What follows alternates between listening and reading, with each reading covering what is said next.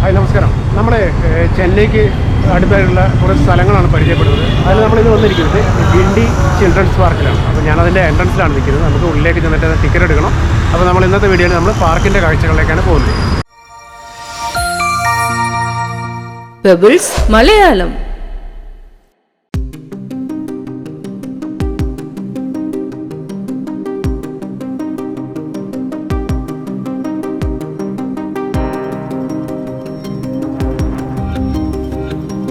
ഇവിടുത്തെ ടിക്കറ്റ് നിരക്ക് വരുന്നത് കുട്ടികൾക്ക് 5 രൂപയും മുതിർന്നവർക്ക് 20 രൂപയുമാണ്.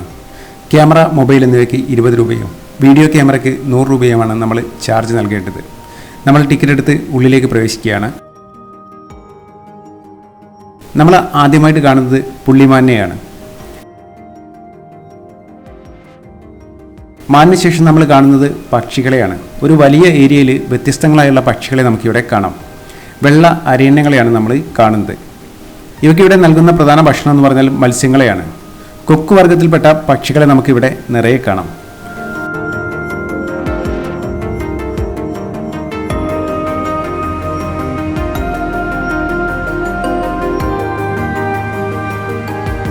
നമ്മൾ മുൻപോട്ടേക്ക് പോവുകയാണ്. മുൻപോട്ടേക്ക് പോകുമ്പോൾ നമുക്ക് കാണാൻ കഴിയുന്നത് കുട്ടികൾക്ക് കളിക്കാനുള്ള ഒരു വലിയ ഏരിയയാണ്. കുഞ്ഞു കുഞ്ഞു റൈഡുകൾ നമുക്കിവിടെ കാണാം. കുട്ടികൾക്ക് ഇഷ്ടപ്പെടുന്ന തരത്തിലുള്ള കുറേ റൈഡുകൾ നമുക്കിവിടെ കാണാം.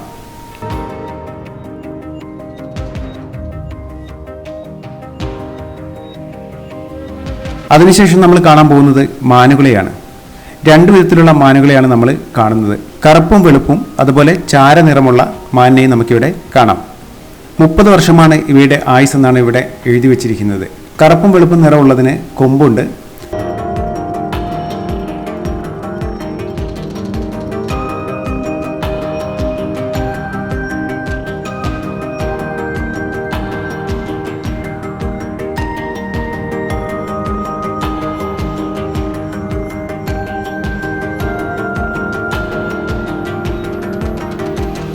നമ്മൾ ഈ കാണുന്നത് ബാർക്കിംഗ് ഡിയർ ആണ്.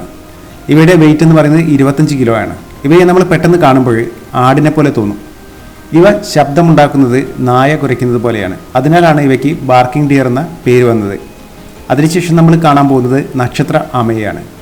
ഈ നക്ഷത്ര ആമകൾ വംശനാശ ഭീഷണി നേരിട്ടുകൊണ്ടിരിക്കുന്ന ഒരു ജീവിയാണ്. ആമയുടെ പുറംതോടിൻ്റെ ഭാഗത്ത് നക്ഷത്രം പോലെയുള്ള കുറേ ഡിസൈൻസ് നമ്മൾക്ക് കാണാം. അതുകൊണ്ടായിരിക്കാം ഇവയ്ക്ക് നക്ഷത്ര ആമ എന്ന പേര് വന്നിരിക്കുന്നത്. അതിനുശേഷം നമ്മൾ കാണുന്നത് പക്ഷികളെയാണ്. നമ്മുടെ നാട്ടിൽ കാണുന്ന നാടൻ തത്തകൾ മുതൽ ആഫ്രിക്കൻ പക്ഷികളെ വരെ നമുക്കിവിടെ കാണാം. ചെറിയ കമ്പിയിട്ട കൂട്ടിലായതിനാൽ നമുക്ക് വീഡിയോയിൽ ക്ലാരിറ്റി കുറഞ്ഞിട്ടാണ് കിട്ടുന്നത്. നമ്മൾ ഈ കാണുന്നത് പച്ചത്തത്തയാണ്. കഴുത്തിൽ ചുവന്ന വരെയുള്ള നമ്മുടെ നാട്ടിൽ നെൽപ്പാടങ്ങളിലെല്ലാം കാണുന്ന പച്ചത്തത്ത. പച്ചത്തത്തയെ കാണുവാനായിട്ട് ഒരു പ്രത്യേക ഭംഗിയാണ്. ആൺകിളിയെയും പെൺകിളിയെയും നമുക്ക് പ്രത്യേകം തിരിച്ചറിയാം. ഇവിടെ ശബ്ദം വളരെ ഷാർപ്പാണ്.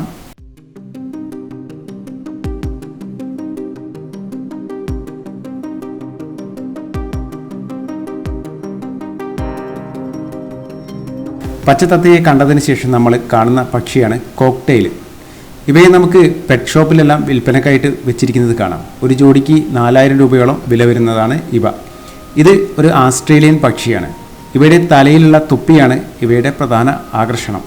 മഞ്ഞയും വെള്ളയും കലർന്ന കളറിലാണ് ഇവയെ നമുക്കിവിടെ കാണാൻ കഴിയുന്നത്.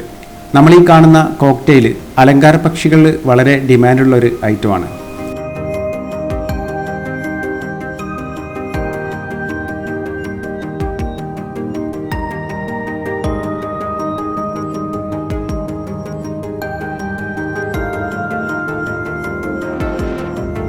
അതിനുശേഷം നമ്മൾ കാണുന്നത് ലവ് ബേഡ്സിനെയാണ്. വ്യത്യസ്ത നിറത്തിൽ വ്യത്യസ്ത വലുപ്പത്തിലുള്ള ഇവയെ നമുക്ക് കുറേ നേരം നോക്കി നിൽക്കാൻ തോന്നും.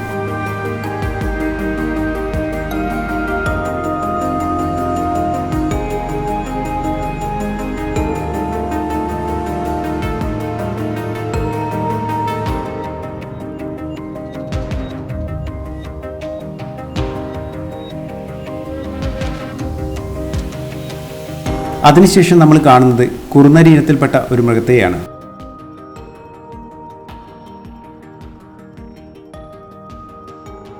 നമ്മൾ ഈ കാണുന്നത് വെള്ള മയിലിനെയാണ്.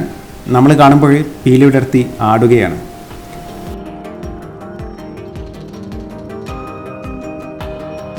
വെള്ളമയിലിനെ കണ്ട ശേഷം നമ്മൾ ഇന്ത്യൻ പീക്കോക്കിനെയാണ് കാണാൻ പോകുന്നത്. മനോഹരമായിട്ട് പീലി വിടർത്തി ആടുകയാണ്.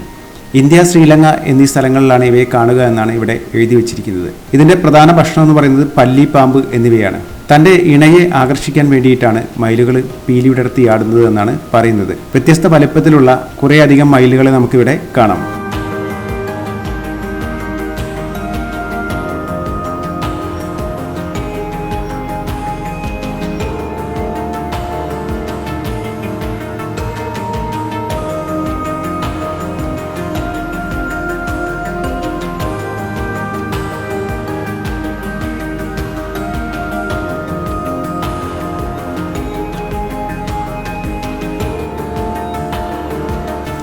അതിനുശേഷം നമ്മൾ കാണുന്നത് എമുവിനെയാണ്. ചാരനിറത്തിലുള്ള വലിയ പക്ഷി.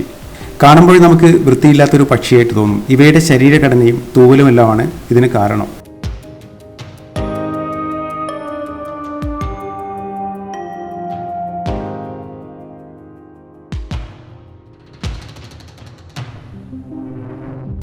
അതിനുശേഷം നമ്മൾ കാണാൻ പോകുന്നത് കുരങ്ങന്മാരെയാണ്. കുരങ്ങുകൾ കമ്പിയിട്ടൊരു കൂട്ടിലാണ് നമുക്ക് കാണാൻ കഴിയുന്നത്.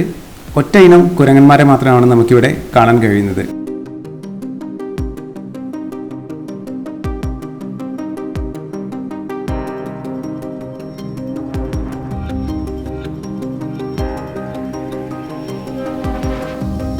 നമ്മൾ കുറച്ചുകൂടി മുൻപോട്ടേക്ക് ചെല്ലുമ്പോൾ നമുക്ക് മനോഹരമായിട്ടുള്ളൊരു ഗാർഡൻ കാണാം. നമുക്ക് ഫോട്ടോയെല്ലാം എടുക്കാൻ പറ്റിയ ഒരു സ്ഥലമായിട്ടാണ് എനിക്ക് തോന്നിയിട്ടുള്ളത്.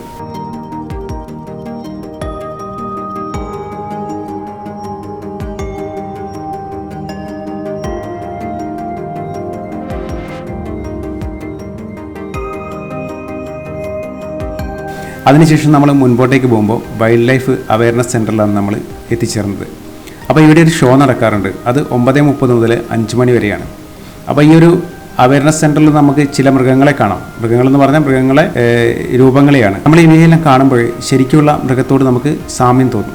ഗിണ്ടി ചിൽഡ്രൻസ് പാർക്കിൻ്റെ സന്ദർശന സമയം എന്ന് പറഞ്ഞാൽ 9:30 മുതൽ 5:30 വരെയാണ്. അപ്പം നമ്മൾ ഇന്നത്തെ ദിവസം ഗിണ്ടി ചിൽഡ്രൻസ് പാർക്കിൻ്റെ കാഴ്ചകളാണ് കണ്ടത്. നിങ്ങൾക്ക് ഈ ഒരു വീഡിയോ ഇഷ്ടപ്പെട്ടെന്ന് കരുതുന്നു. നമുക്ക് അടുത്ത വീഡിയോയിൽ കാണാം. Okay, bye. പെബിൾസ് മലയാളം.